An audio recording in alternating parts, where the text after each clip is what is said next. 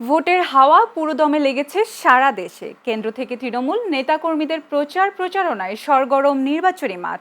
নিজ দল কিংবা জোটের পক্ষে ভোট চাইছেন প্রার্থীরা, দিচ্ছেন নানান প্রতিশ্রুতিও। বুধবার দুপুরে ঠাকুরগাঁও ১ আসনের রায়পুর ইউনিয়নের মোলানি বাজার এলাকায় নির্বাচনী পথসভায় বক্তব্য রাখেন বিএনপি মহাসচিব মির্জা ফখরুল ইসলাম আলমগীর।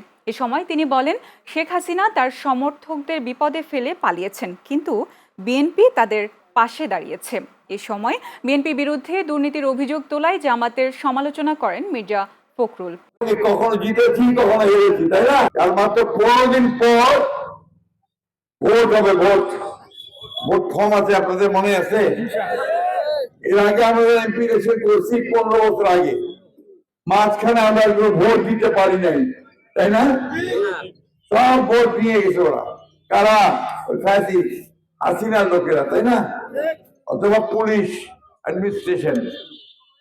এবার একটা সঠিক ভোট হবে বলে আশা করতেছি আমরা।